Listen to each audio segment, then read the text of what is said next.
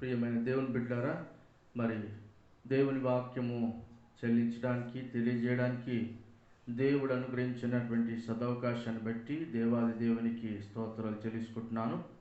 మరి దేవుని వాక్యంలోకి వెళ్ళక ముందు చిన్న ప్రార్థన చేసుకుందాం. పరిశుద్ధ దేవ, పరలోక తండ్రి, సర్వోన్నతుడ, సర్వశక్తిమంతుడ, నీకు స్తోత్రం.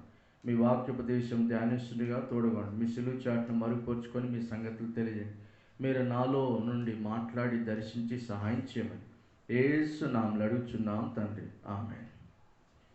దేవుని వాక్యము తెలియజేయడానికి అనుగ్రహించినటువంటి దేవాది దేవునికి అనగా మొదటిగా, రెండవది దేవుని వాక్యము వినడానికి వేచి చూస్తున్నటువంటి నా ప్రియ సహోదరి సహోదరులకు, స్నేహితులకు, శ్రేయోభిలాషులకు అందరికీ ప్రభు పేరిట వందనాలు తెలియజేస్తున్నాను. మరియు దేవుని వాక్యం పంచడానికి సదవకాశం ఇచ్చినటువంటి తెలంగాణ ప్రభుత్వానికి అందరికీ ప్రభు పేరిట ప్రైజ్ లార్డ్ తెలియజేస్తున్నాను. Praise Lord. ఇప్పుడు మనము అంశంలోకి వెళ్దాము. ప్రియమైన దేవుని బిడ్డలారా, మన అంశం ఏంటిదంటే రక్షణ సువార్త, గాస్పెల్ ఆఫ్ సాల్వేషన్. అసలు ఎవరు పరలోకం వెళ్తారు, ఎవరు పరలోకం వెళ్ళరు అనే విషయాన్ని ధ్యానిద్దాం. ఏ క్వాలిటీస్ ఉంటే నువ్వు పరలోకం వెళ్తావు, ఏ క్వాలిటీస్ నీలో లేకపోతే నీవు పరలోకం చేరుకోలేవు, నరకం వెళ్తావు. మరి ఈరోజు కొన్ని మాటలు మీ దగ్గర పంచుకోవాలని ఆశిస్తున్నాను. దేవుని ఉద్దేశం ఏంటిది భూమి మీద మనుషులందరి కోసం?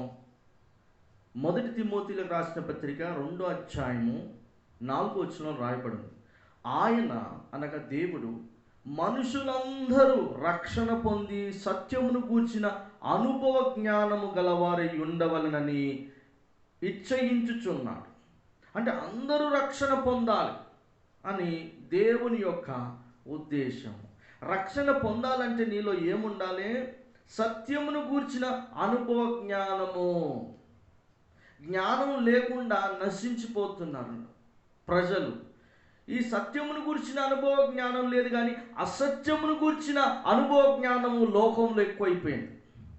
అసత్యం, అబద్ధాలు, అధర్మం, అవినీతికి జ్ఞానం ఉంది, కానీ నీతి, న్యాయము, సత్యము, ధర్మానికి జ్ఞానము, అనుభవ జ్ఞానం లేకుండా అయిపోయింది. అందుకని దేశం పాడైపోతుంది, ప్రపంచం పాడైపోతుంది. వారందరూ సత్యమును కూర్చిన అనుభవ జ్ఞానం కలిగిన వారై రక్షింపబడవలనని ప్రభువు యొక్క ఉద్దేశమై ఉన్నది. ఎంతమంది? అందరూ. Here the word of God says all must be saved. He wants everyone to be saved. He wants them to come to know the truth. People are eagerly doing false doings. They are not doing right things. They are eagerly doing, and they are wantedly doing all untruthful things, all untruth things, because they won't have the knowledge of truth, what God is expecting from all men in this world, to know the knowledge of truth. That is the will of God. Then only you will be saved, as according to 1 Timothy chapter 2 verse 4. అవును, నాకు సందేహం ఏంటిది? సాతాను ఈ అనుమానమును నీ మనసులో పెట్టాడు. అంటే ఏమని? నిజంగా నువ్వు రక్షింపబడతావా? నువ్వు రక్షింపబడితే నిజంగా దేవుడు నీకు రక్షణ ఇచ్చాడని సాతాను ఏం చేస్తాడంటే డౌట్. ఏమని? నీ మనసులో పెడతాడు, నిజంగా నువ్వు దేవుని బిడ్డ కాదు, నిజంగా నువ్వు సత్యంగా లేవు అని అబద్ధాలు పెడతా ఉంటాడు. అయితే అవును, సాతాను ఈ అనుమానం నీ మనసులో పెట్టాడు. వానిని అంటే సాతానును, దానిని అంటే నీ అనుమానమును, రెండిటిని కూడా పారదోలై. Dear friend, let me tell you very frankly that Satan, the enemy of God and man. Who is this fellow Satan? He is the enemy of God and his man and God's man. the enemy of God and man is Satan, has put this doubt in your mind. You must quickly get rid of both the doubt and the devil behind it. నీ సందేహాన్ని పక్కన పెట్టు, సైతాన్ని పక్కన పెట్టు, అప్పుడు నీవు రక్షింపబడతావు. నా పాపేచ్ఛలను, పాపపు అలవాట్లను, దుష్టులను, భ్రష్టులను ఈ రోజు నుండి నేను విడిచిపెడతాను. ఒక నిజమైన సత్యమును గురించిన అనుభవ జ్ఞానం గలవాడుగా ఉండాలనుకుంటే, సత్యమును గురించిన అనుభవ జ్ఞానం నీకు కావాలంటే నువ్వేం చెయ్యాలి? పాప ఇచ్చలు, పాపముతో కూడినటువంటి క్రియలు వదులుకో, పాపపు అలవాట్లు వదులుకో, దుష్టులను, దుష్ట సంబంధమైన స్నేహం మానుకో. అంటే చెడు స్నేహం మానుకో, విడిచిపెట్టేసేయాలి. If you want to gain something, you have to leave something. ఒకటి పొందుకోవాలంటే మరొకటి వదులుకోవాలి. ఒక మంచి పొందుకోవాలంటే చెడు వదులుకోవాలి. ఒక మంచి స్నేహం కావాలంటే చెడు స్నేహము వదులుకోవాలి.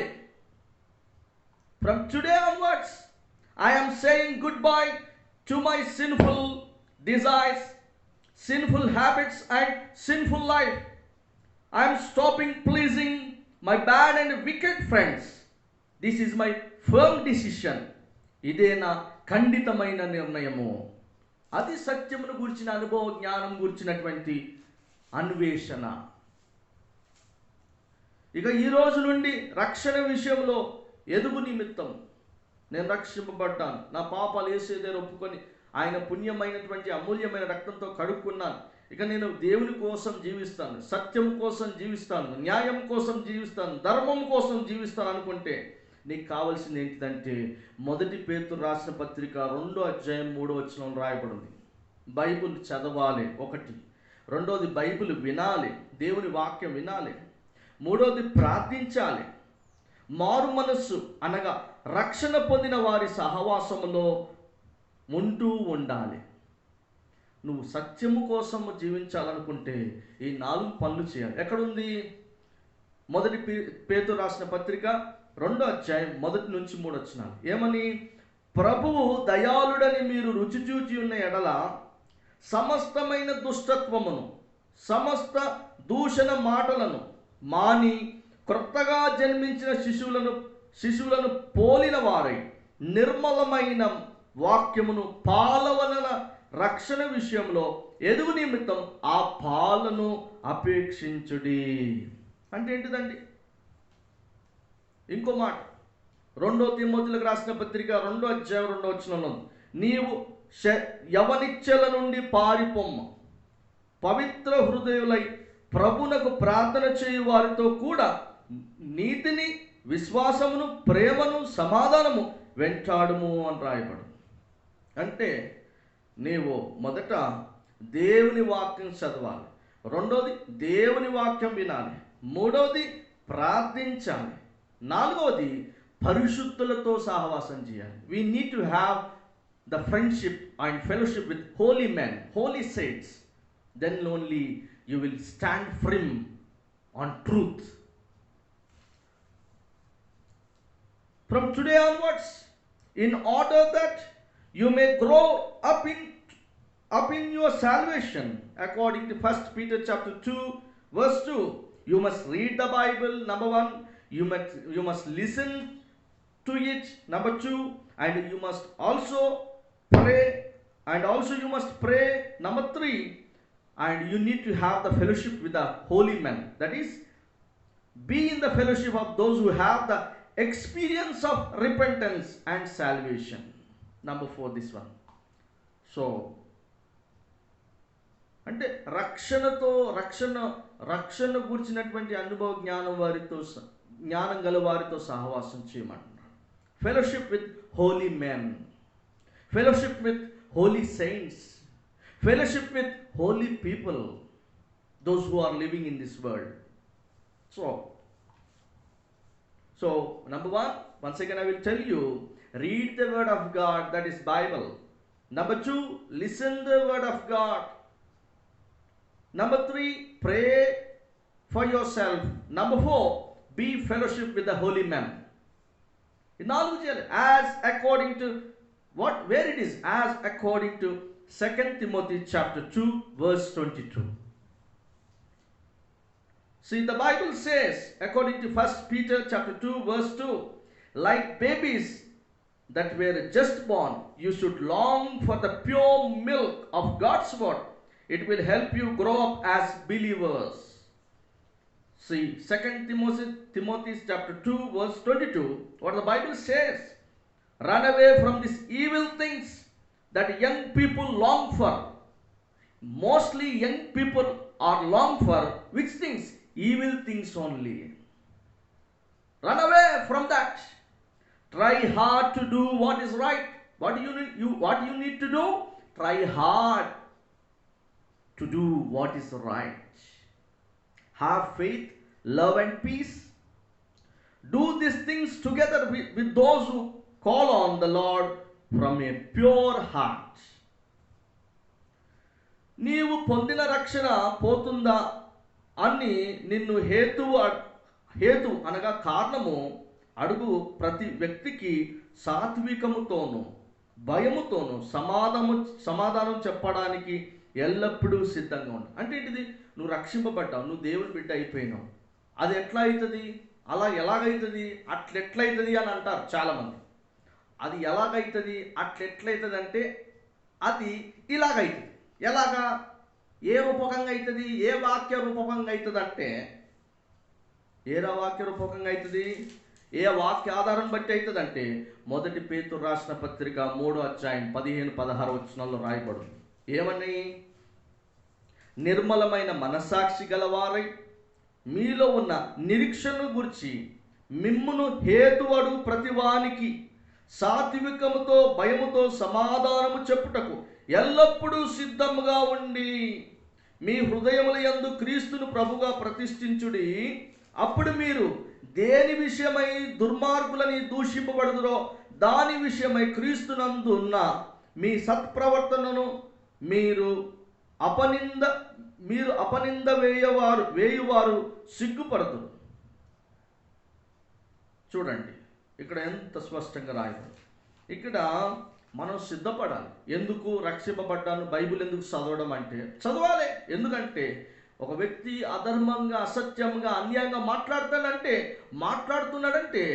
మనము న్యాయంగా, సత్యముగా, ధర్మముగా మనం మాట్లాడాలంటే ధర్మమును గురించిన జ్ఞానం ఉండాలి మనకు. సత్యమును గురించిన జ్ఞానం ఉండాలి. న్యాయమును గురించిన జ్ఞానం. అది ఎలా? బైబిల్ చదివినప్పుడు, ప్రార్థించినప్పుడు, మంచి మాటలు, దేవుని మాటలు, దైవ మాటలు వినినప్పుడు, అలాగనే మంచి వారితో, పరిశుద్ధమైన వారితో సహవాసం చేసినప్పుడు, అప్పుడు నీవు నీ యొక్క జీవితం అనే పోరాటములో అధర్మంగా జీవించే వారితో నువ్వు పోరాడి ధర్మమే గెలుస్తుందని చెప్తావు. అసత్యంగా మాట్లాడుతున్న వారితో పోరాడి సత్యమే గెలుస్తుందని చెప్తావు. అన్యాయంగా మాట్లాడుతున్న వారితో పోరాడి న్యాయమే గెలుస్తుందని చెప్తావు. సిద్ధపడి ఉండమంటున్నాడు. ఏమని చూడండి, మరి ఒకసారి చదువుతాను. మీలో ఉన్న నిరీక్షణ గురించి మిమ్మును హేతువడు ప్రతివానికి సాత్వికముతోను భయముతోను సమాధానం చెప్పుడు ఎల్లప్పుడూ సిద్ధముగా ఉండి. అంటే ఎల్లప్పుడూ సిద్ధంగా ఉండాలి. ఎటు నుండి వస్తుందో, ఎటు నుండి రాయి వస్తుందో తెలియదో. ఆ రాయి రాకముందే ఆ రాయిని పంపించేసాడు. ఎటు నుండి మన సాతానుడు రాయి వేస్తాడో తెలియదు. కానీ ఆ రాయి మనకు తగలకుండా విశ్వాసం అనే డాలు మనలో ఉండాలి. సిద్ధపడి ఉండాలి. సిద్ధపడే క్రైస్తవులుగానే ఉండాలి. సోమరి క్రైస్తవులుగా ఉండకూడదు. సిద్ధపడే క్రైస్తవుల గురించి కోరుతున్నాడు దేవుడు. దేవుడు ఇప్పుడు ఎవరి కోసం వస్తున్నాడు? సిద్ధపడే క్రైస్తవుల కోసం వస్తున్నాడు. మధ్యాకాశానికి నిద్రపోతున్న క్రైస్తవుల గురించి రావట్లేదో గుర్తించుకో ప్రియమైన దేవుని బిడ్డలారా. But make sure in your hearts that Christ is lord. Always be ready to give an answer to anyone who asks you about the hope you have. Be ready to give the reason for it, but do it gently with respect. Live so that you don't have to feel you have done anything wrong. Some people may say evil things about your good conduct as believers in Christ. If they do, they will be put to shame. They will be put to shame for speaking like that about you. నీవే న్యాయవంతుడు, నువ్వు న్యాయంగా, సత్యంగా, ధర్మంగా నువ్వు ప్రవర్తించి జీవించినప్పుడు నీ మీద నేరారోపణ చేయబడి వారికి సిగ్గవుతుంది, వారే ఫెయిల్ అవుతారు, దేవుడు నీకు గెలిపిస్తాడు. So we need to always be ready to give an answer to anyone who asked you about the hope you have. You need to be ready for every time to overcome untruth, to overcome every evil activities, to overcome unrighteousness, to overcome unrighteousness, everything, as according to 1 Peter chapter 3 verse 15 and 16. So we need to have, brother, you will ask me question, brother, the Bible says here that give an answer gently and with respect. You are telling very hardly, very roughly, very angrily about the word of God, but the Bible says here gently and with respect. You are not giving the word of God gently, and you are not giving the word of God with respect, that you may ask, because when I giving the word of God, you are grinding your teeth. I know, I sense in spirit. I am giving you answer right now. Turn to the book of Titus chapter 1 verse 10 and 11. What the Bible says: many people refuse to obey God. All they do is talk a lot. They try to fool others. No one does these things more than the circumcision group. They must be stopped, whose mouths must be stopped. They are destroying entire families. They are teaching things that shouldn't. They do it to get money by cheating people, as according to Titus chapter 1 verse 10 and 11. Brother, మీరు ఇక్కడ మొదటి తిమోతిలో రాసిన పత్రిక 3:15-16 వచనంలో రాయబడి ఉంది. అంటే ఇప్పుడు మీరు చదివారు కదా, అక్కడ ఏమనుందంటే, అంటే నా విమర్శకులకు నేను చెప్పే జవాబు అక్కడ ఏమనుందంటే, మీరు వాక్యం ఎలా చెప్పమన్నది ఇక్కడ బైబిల్, ప్రతి వానికి సాత్వికముతో భయముతో సమాధానం చెప్పమన్నది. సాత్వికముతో భయం, సమాధానంగా చెప్పండి, మీరు సాత్వికంగా చెప్పండి. అయ్యారు, ఇంత కోపం ఎందుకు, ఇంత కోపంగా, ఆవేశంగా, ఇంత భయంకరంగా ఎందుకు చెప్తున్నావు అని నా విమర్శకులు నన్ను అంటారు. ఆల్రెడీ మీరు పళ్ళు కొరుక్కుంటున్నారు, నాకు తెలుసు, మీ పళ్ళు కొరుక్కుంటున్నారు నేను వాక్యం చెప్తుంటే. నేను మీకు ఇస్తున్న జవాబు, నా విమర్శకులకు నేను ఇస్తున్న జవాబు ఏంటిది? అది వినే వాళ్ళకి చెప్పాలి, వినని వాళ్ళకి ఎలా చెప్పాలి? తీతు రాసిన పత్రిక 1వ అధ్యాయం 10వ వచనం 11వ వచనం చదువుకోండి.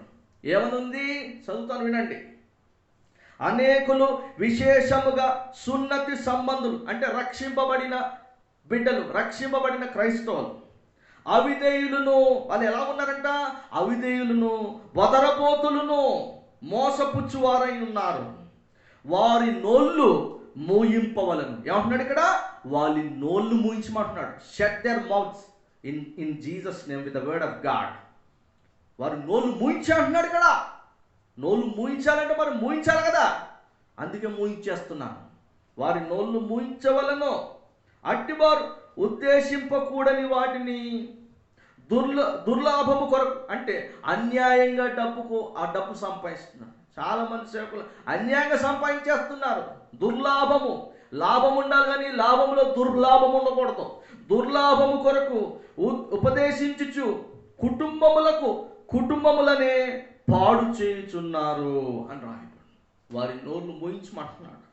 సమాధానం చెప్పాలి, ఇంకెలాగ చెప్పాలి? సాత్వికం చెప్పాలి, అది వినేవాడిని చెప్పాలి. విననో నోళ్ళు మూయించమంటున్నాడు దేవుడు. నోరు మూయించంటే వెళ్ళేసి నోరు మూసేసి పోయి అతను కొట్టడం కాదు, మాటతో నేను నోరు మూయించేసేయాలి. ఇక్కడ దేవుని వాక్యం ఎంత తేటగా చెప్తున్నది. అయితే ఇప్పుడు మనము ఇదంతా ఏంటిదండి? ఇందాక చెప్పుకుని ఇదంతా ఉపోద్ఘాతం అంటారు. ఇప్పుడు మనం అంశంలోకి వచ్చాం. ఏంటిది అంశము? ఎవరు పరలోకం పోతారు. ఒక ఆయన అంటున్నాడు, పరలోకం ఎవరు పోతారో అది నేను చెప్పజాలను అంటున్నాడు.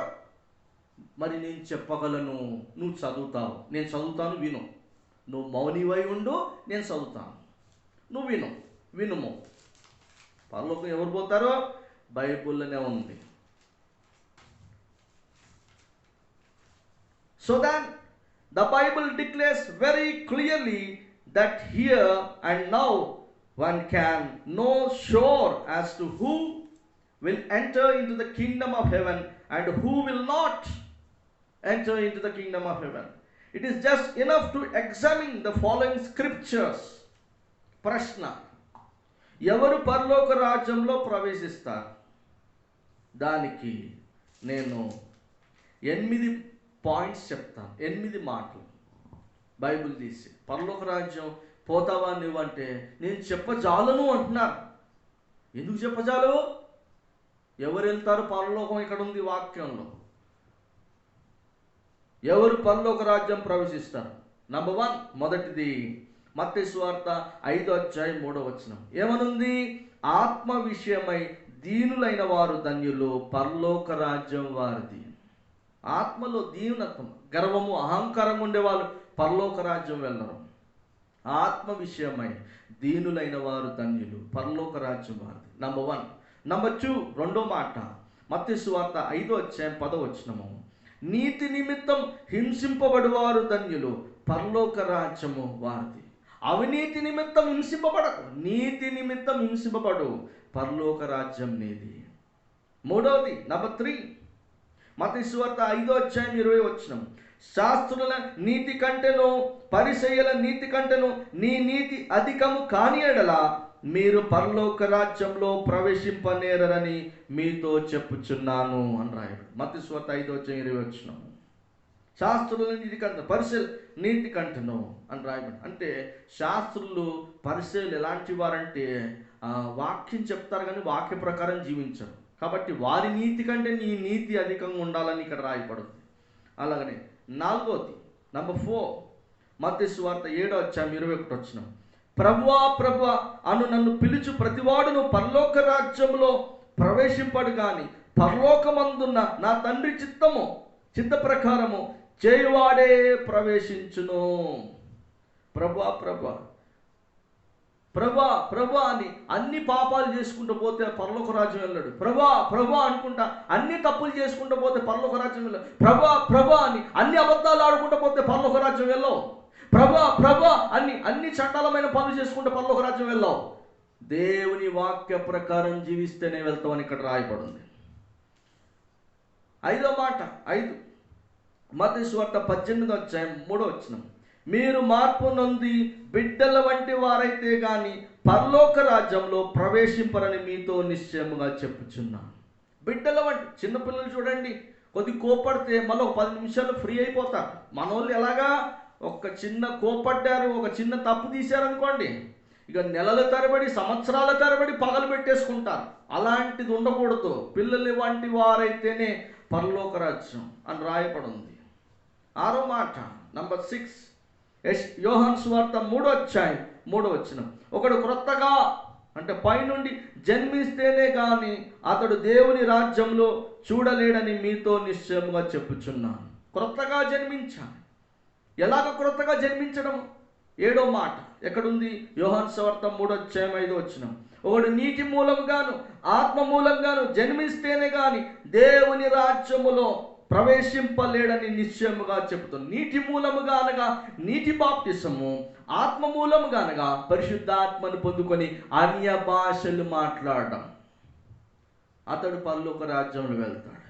8వ మాట నంబర్ 8 ప్రకటన గ్రంథం 21:27 గొర్రెపిల్ల యొక్క జీవ గ్రంథమందు వ్రాయబడిన వారే దానిలో అనగా పరలోక రాజ్యములో ప్రవేశించరు గాని నిషిద్ధమైన దేదైనను అసహ్యమైన దానిని అబద్ధమైన దానిని జరిగించువాడైనను దానిలోనికి ప్రవేశింపడు. చూడండి, దేవుని రాజ్యంలో ఎవరుంటారంట? నిషిద్ధమైన దానిని కానీ అసహ్యమైన దాని కానీ అబద్ధమైన దాని కానీ జరిగించువారు దేవుని రాజ్యంలో ఉండరు. పరిశుద్ధంగా జీవించేవారు, యేసయ్య రక్తము చేత కడగబడి వారు పరలోక రాజ్యంలో జీవిస్తారు. అలాగనే ఇంకో మాట, ఇది నేను ఇంగ్లీష్లో చెప్తాను. Brother, who will go to the kingdom of heaven, kingdom of God, and who will not?